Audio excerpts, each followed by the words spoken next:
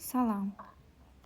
Bugün mən sizə yeni biologiya 8-ci sinif dərsliyində bitki orqanizmdə maddələrin daşınması mövzusu haqqında danışacağım. Gəlin burada baxaq açar sözlərdən. Görək bu mövzuda biz nələrlə tanış olacaq. Kök təzyiqi, kapilyarlıq, yarpağın sorucu qüvvəsi və transpressiya haqqında. Botanika bağlarında və parklarda hündürlüyü 50-85 metr, gövdəsinin diametri 6-8 metr olan nəhəng sekvoya ağacına rast gəlmək mümkündür. Çiçəksiz bitkilərdən olan yosunların və mamırların ötürücü toxuması və kökləri yoxdur. Bu bitkilərin bəzi nümayəndələrində kök funksiyasını yerinə yetirən rizoid adlanan strukturlar olur. Meşələrin rütubətli hissələrində və bataqlıq ərazilərdə yerləşən mamırlarda su və minerallar rizoidlərin köməyi ilə torpaqdan qəbul edilir və diffuziya yolu ilə daşınır. Yadda saxlayaq ki, mamırlarda ixtisaslaşmış ötürücü toxumalar yoxdur və rütubətli yerlərdə yaşadıkları üçün onlarda xüsusi hidroskopik hüceyrələrin mövcudluğu onlara öz şəkillərindən bir neçə dəfə çox su udmağa kömək edir ki, bu da onun ötürücü toxumaya olan ehtiyacını azaldır. Məsələn, yaşıl quş mamırı öz çəkisindən 4 dəfəyə qədər çox su uda bilir. Sfaqnum mamırı öz çəkisindən 20-25 dəfəyə qədər artıq su udur. Bu da onların yaşadıkları mühitlə əlaqədar olaraq yaranmış onlarda uyğunlaşmadır. Qıcılar, qatır quyruqlar, plaonlar, çılpaq toxumlar kimi çiçəksiz bitkilərdə isə su, mineral maddələrin daşınması çiçəkli bitkilərdə olduğu kimidir. Buradan belə bir nəticəyə gəlirik ki, qıcı, qatır quyruğu, plaon və çılpaq toxumlar çiçək açmırlar. Onda biz onları çiçəkli bitki kimi qəbul etmirik. Amma çiçəkli bitkilər kimi onların da maddələrin daşınması üçün ötürücü toxumaları var. Çiçəkli bitkilərdə su və suda həll olan maddələr, yəni örtülü toxumlu bitkilərdən söhbət gedir. Həmçinin yarpaqlarda fotosintez nəticəsində istehsal edilən üzvü maddələr digər orqanlara ötürücü toxuma tərəfindən daşınır. Burada fəaliyyət hissəsində belə bir tapşırıq verib, deyir ki, bitkilərdə maddələrin daşınmasına aid ləvazim adı şəffaf, yaxud yarım şəffaf gövdəsi olan cavan ot bitkisi, suda həll olan boya, yəni rəngli boyalar ola bilər, stəkan, pipet, su və lupa. İşin gedişi üçün ilk öncə 3-4 damcı boya ilə suyu qarışdırıb rəngli su məhlulu hazırlayırıq və üzərində yarpaq olan bitkini rəngli suya qoyuruq. Bir neçə saat gözləyirik. Bu müddətdə bitki növündən və ölçüsündən asılı olaraq dəyişə bilər. Bitkinin gövdəsində, yarpaqlarında, digər yerüstü hissələrində izlənilən rəng dəyişikliyini mütəmadi olaraq müşahidə edin və qeydlər aparın. Deməli, bunun mahiyyəti nədir? Bizə rəngli sularda bitkilər verib və bu bitkinin müəyyən vaxtdan sonra görəcəyik ki, yaşıl yarpaqlarında və yarpaqların damarlarında hansı suya qoyduğumuz rəng varsa, o rəng qazanıb bitki, yəni damarlar o rənglə rənglənib. Bu təcrübədən aydın olur ki, su və mineral maddələr yarpağın ksilem boruları ilə biz bilirdik ki, hərəkət edirlər və bu ksilem borularının rənglənməsinə gətirib çıxarır. Bitkilərdə suyun və suda həll olmuş maddələrin daşınması. Torpaqların müxtəlif su tutma qabiliyyəti olur. Torpağın bu xüsusiyyətindən asılı olaraq hər bir bitkinin ehtiyac duyduğu suyu və suda həll olmuş mineral maddələri almaq üçün torpaqda geniş bir sahəyə yayılan kökləri vardır. Su və mineralların udulması kök üzərindəki kök tükcükləri, yəni əmici tellər tərəfindən həyata keçirilir. Kök tükcükləri kökün uducu səthinin sahəsini artırır. 7-ci sinif dərsliyində biz kökün enine kəsiyini keçdiyimiz zaman orada şagirdlərə məlumatla vermişdik ki, kökün zonaları var və kökün ən uc hissəsində kök üskü, ondan yuxarıda bölünmə, böyümə, sorucu və ötürücü zonalara ayırd edilir. Sorucu zonalarda isə örtük toxumasından hüceyrələri, epidermis hüceyrələri çıxıntılar əmələ gətirib kök tükcüklərinə. Və bu kök tükcükləri bir hüceyrəlidir. Bunların böyük vakolu var, sitoplazması, nüvəsi var. Burada da şəkildə verilib, görürsünüz, nüvə hüceyrənin qılafına tərəf sanki söykənib, vakol isə daha böyük yer tutur. Burada turp bitkisinin görünən kök tükçükləri göstərilib şəkildə. Və kök tükçüklərinin ətrafında isə torpaq təbəqəsi var. Hər bir torpaq hissəciyi onu əhatə edən nazik maye təbəqəsi mineral duzların durulaşdırılmış məhluludur. Və tükçükləri epidermis hüceyrəsinin nazik çıxıntısıdır, bayaq qeyd etdiyim kimi, və hər bir kök tükçüyü torpaq hissəcikləri arasında böyüyür, ətrafdakı mühitlə sıx təmasda olur. Bu tükçüklərin ömrü 10-20 gün arasında olur və tədricən tələf olub yeniləri ilə əvəz olunurlar. Kök tükçüklərinin köməyi ilə torpaqdan sorulan su və suda həll olmuş maddələr epidermisə və oradan kökün qabıq hüceyrələrinə və endoderma vasitəsilə kök borucuqlarına ötürülür. Bu daşınma iki yolla baş verir. Torpaqdan sorulan su və mineral duzlar şəkildə də göstərilib. Su və mineral duzlar hüceyrəyə daxil olmadan hüceyrə membranlarından keçərək bir digərinə ötürülür. Buna biz deyirik apoplast. Və bir də su və mineral duzlar hüceyrədən hüceyrəyə ötürülür. Bu da adlanır simpoplast. Burada da mavi xətlə göstərilən simpoplastdır. Qırmızı xətlə göstərilən isə apoplast daşınmadır. Suda həll olmuş şəkər və amin turşular kimi maddələr hüceyrə membranlarını keçərək biri digər hüceyrə membranı keçərək daxil olur. Yəni mavi xətlə verilən simpoplast yolla daxil olurlar hüceyrədən hüceyrəyə. Və onlar da ötürülür mərkəzi silindirdə yerləşən ksilem boruları vasitəsilə yuxarı orqanlarına, bitkinin yarpaqlarına doğru daşınmağa davam eləyir. Burada göstərilən qırmızı xətlə dedik ki, apoplast, yəni hüceyrələrin membranlarından keçərək mərkəzi silindirə keçən oxdur. Digərində isə mavi xətlə göstərilən isə suda həll olmuş maddələr, yəni amin turşulardır, minerallardır, simpoplast yolu ilə mərkəzi silindirə çatır. Xaricdə verilən hüceyrələr, bunlar örtük toxumasının hüceyrələridir. Epidermis hüceyrəsi, onun altında yerləşən isə kökün qabıq hüceyrələridir. Kökün qabıq hüceyrələrindən sonra endoderma qatı gəlir ki, bu da biz buna Kaspari halqası da deyirik. Endoderma qatından sonra mərkəzdə ən ulduz şəkilli olan ksilema borularıdır. Ksilema boruları bilirik ki, ölüdür. Amma onun ətrafında yerləşən mavi borular isə floema borularıdır ki, floema boruları canlıdır. Burada da floema boruları ilə üzvü maddələr hərəkət edir. Ksilema boruları isə kökdən sovrulan su və mineral maddələr yarpaqlara və gövdələrə doğru hərəkəti təmin edir. Ksilemdə daşınma bir istiqamətli olur və buna atmosfer təzyiqi və yerin cazibə qüvvəsinin əksinə aşağıdan yuxarıya doğru baş verir. Kök sistemi olan bitkilərdə suyun və suda həll olmuş maddələrin yuxarıya hərəkət etməsinə kök təzyiqi, kapilyarlıq, yarpaqların sorucu qüvvəsi və transpresiya təsir göstərir.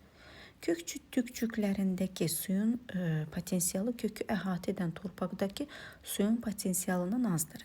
Yəni burada belə bir nəticəyə gəlirik ki, bitkinin daxilində, yəni kök tükçüklərində suyun potensialı azdır.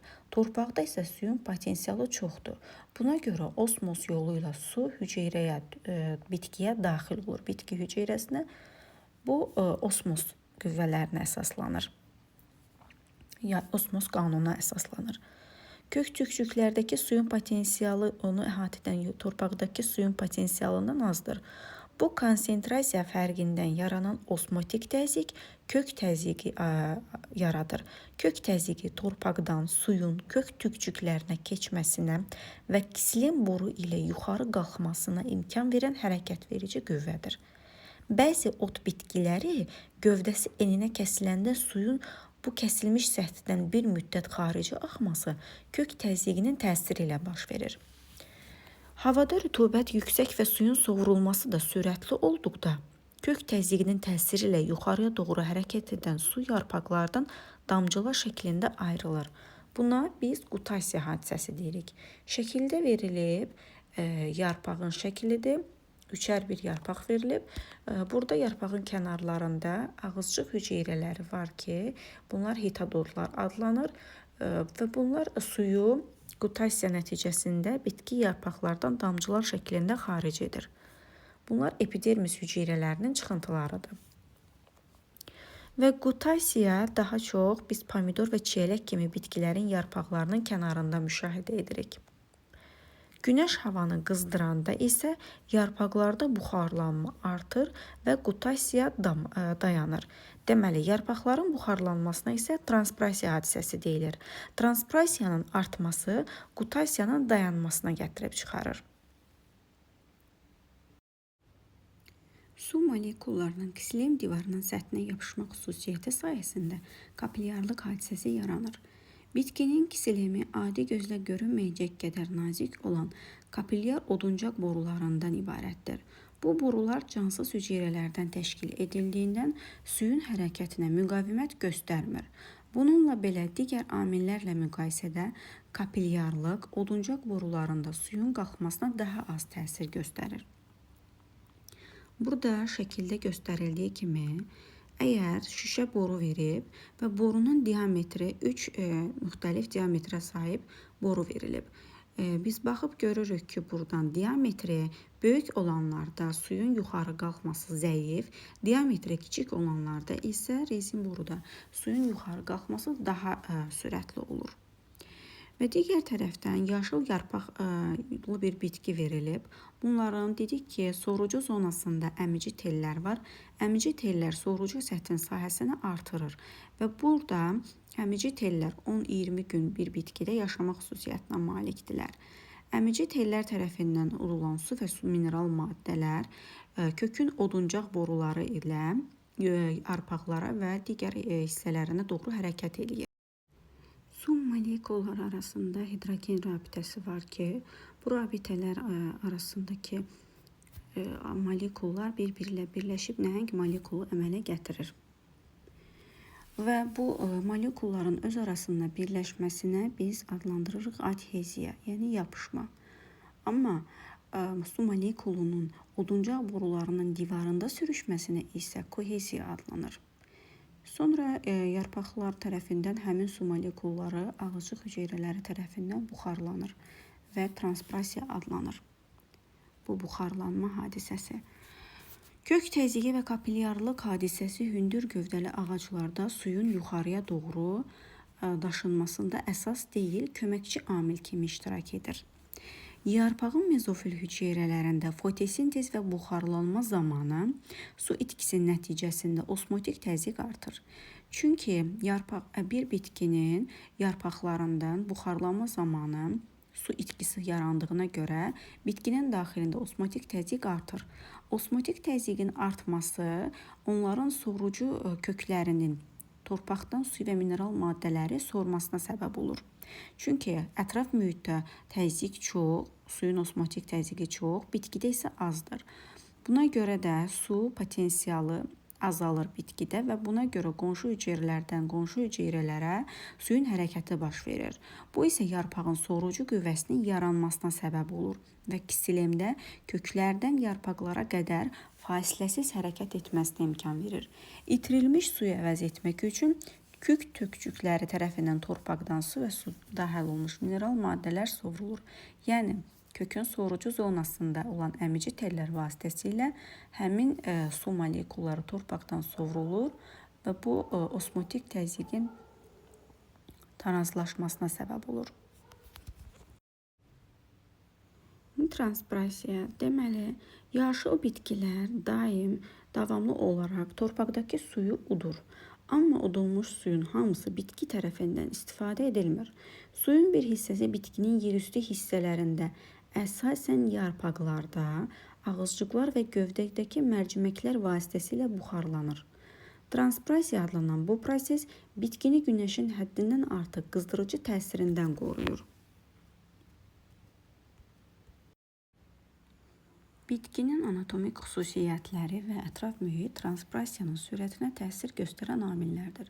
Yarpaq səthinin sahəsi, kütükulanın qalınlığı, ağızcıqların sayı və yerləşməsi, Yarpaq və gövdədə ötürücü toxumaların quruluşu və yerləşməsi bitkinin anatomik xüsusiyyətlərinə aiddir. Deməli, anatomik xüsusiyyətlərə aid olduğu kutikulanın qalınlığı, ağızcıqların sayı, yerləşməsi, gövdədə ötürücü toxumaların quruluşu. İlin fəsillərində və yaşadığı mühit həbibatlarından asılı olaraq bitkilərdə transpirasiya ilə əlaqədar bir sıra uyğunlaşmalar mövcuddur. Deməli, suyun səthində və ya suda yaşamağa uyğunlaşmış hidrofit bitkilərdə. Suda yaşayan bitkilərə biz hidrofit bitkilər dedik. Hidrofit bitkilərdə yarpaqlar geniş və yastı olur. Mezofil təbəqəsində, yəni sütunvari və süngərvari parenxim hüceyrələri şəklində ayrılma olmur və parenxim hüceyrələri arasında qazlar mübadiləsi üçün böyük boşluqlar var. Ağızcıqların sayı çoxdur. Adətən yarpağın üst səthində yerləşir. Deməli, su bitkilərində ağızcıqlar çoxdur və yarpağın üst səthində daha çox yerləşir. Nisbətən rütubətli mühitlərə uyğunlaşan quru bitkiləri isə mezofitlər adlanır və bunların hər iki tərəfində ağızcıqlar yerləşir. Buna görə də bu bitkilərin yarpaqlarının hər iki tərəfində transplantasiya imkan verən ağızcıqlar olur. Hidrofit bitkilərdə yalnız üst tərəfdə olduğu ağızcıqlar, mezofit bitkilərdə isə hər iki tərəfdə ağızcıqlar var. Onların da ölçüsü yastı və yaşıl yarpaqlara əsasən orta ölçülüdür. Çox az suyun mövcud olduğu həbibatlarda uyğunlaşmış kserofit bitkilərdə, yəni quraqlığa uyğunlaşmış bitkilər kserofit bitkilər adlanır. Bunlarda yarpaq artıq su itkisini azaltmaq üçün, sudan qənaətli istifadə üçün yarpaqlarında çox xırda olur, ağızcıqları az olur, kök sistemləri güclü inkişaf edir və gövdə və yarpaqları adətən tükçüklərlə örtülür. Deməli, transpirasiyanın sürəti temperaturla düz mütənasibdir. Yəni, temperatur artdıqda transpirasiyanın sürəti də artır.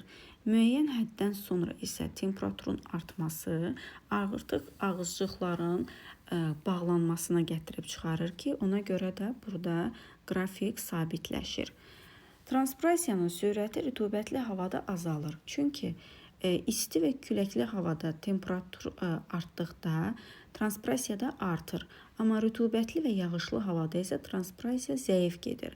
Buna görə də tərs mütənasibdir. Zaman keçdikcə rütubətli havada transpirasiyanın sürəti azalır. Küləkli havada da transpirasiyanın sürəti artır və transpirasiya işıq intensivliyinə də düz mütənasibdir. İşığın intensivliyinə qarşı transpirasiya artır, sonra isə qrafik tədricən sabitləşir. Transpirasiyanın fotosintezdən asılılığı da düz mütənasibdir. Bunu qeyd etsək, belə bir qrafik çəkmiş olarıq. Transpirasiya fotosintezdən düz mütənasibdir. Yəni, transpirasiyanın artması fotosintezin də artmasına səbəb olacaq. Bitkilərdə hüceyrələr tərəfindən sintez olunan qida maddələrinin və metabolitik fəaliyyətlər üçün lazım olan bəzi maddələrin bitkinin müxtəlif hissələrinə daşınması lazımdır. Fotosintez nəticəsində əmələ gələn üzvü maddələr floem vasitəsilə floem şirəsi adlanan sulu məhlulda daşınır. Deməli, üzvü maddələr floem borularında, su və mineral maddələr isə ksilem borularında daşınır. Floem şirəsində ən çox həll olan maddə şəkər, xüsusən saxaroza və glikozadır. Həmçinin burada amin turşular, minerallar və hormonlar da mövcuddur. Floemdə daşınma kisilemdən daha yavaş və kisilemdən fərqli olaraq iki istiqamətlidir. Kisilemdə daşınma bir istiqamətlidir və floemdə isə iki istiqamətlidir. Fotosintez nəticəsində əmələ gələn üzvü molekullar, yəni yarpaqda yaranan üzvü molekullar yuxarıdan aşağıya doğru hərəkət edəcək. Kök hüceyrələrində sintez olunan amin turşuları və digər azotlu molekullar isə aşağıdan yuxarıya doğru istiqamətlənir. Üzvü maddələrin sintez olunduğu yarpaq kimi orqanlardakı hüceyrələrə biz mənbə hüceyrələri deyirik. Yarpaq mezofil hüceyrələri glikoza mənbəyidir. Çünki yarpaq hüceyrələrində olan xlorofil günəş işığının təsiri nəticəsində karbon qazı və sudan glikoza hazırlayır. Buna görə də biz glikoza mənbəyi deyirik yarpaqlara. Üzvü maddələrin istifadə edildiyi və ehtiyat halında saxlandığı köklər və meyvələr kimi orqanlardakı hüceyrələr isə hovuz hüceyrələridir. Deməli, üzvü maddələrin ehtiyat halına toplandığı hissələr hovuz hüceyrələridir. Böyüməkdə olan kök, gövdə və meyvə hissələri şəkər hovuzudur. Kök yumruları və ya soğanaq kimi ehtiyat qida maddələri toplayan orqanlar mövsümdən asılı olaraq mənbə və ya hovuz rolunu oynaya bilir. Floemdə üzvü maddələrin daşınması adətən təzyiq ilə axın nəzəriyyəsi ilə izah olunur. Şəkərin mənbəyinə yaxın olan yerdə boruların yüklənməsi ələkvari boru elementlərində suyun potensialını azaldır. Bu boruların su osmosla qəbul etməsinə gətirib çıxarır. Suyun qəbulu nəticəsində yarpaqlarda yaranan təzyiq, müsbət təzyiq şirəni boru boyunca aşağı doğru itələyir. Burada şəkildə də göründüyü kimi, deməli, yarpaqlarda əmələ gələn üzvü maddələr, saxaroza molekulları, glikoza molekulları floema boruları vasitəsilə aşağı doğru, yəni bitkinin köklərinə, gövdələrinə, meyvələrində toplanır. Bu da hovuz hüceyrələri adlanır. Ancaq kökdən sovrulan su və mineral maddələr ksilem boruları ilə bitkinin yuxarı hissələrinə, yarpaqlara ötürülür. Bununla da bu mövzu haqqında məlumatımız bu qədər. Ümid edirəm ki, hər kəs üçün video faydalı olar.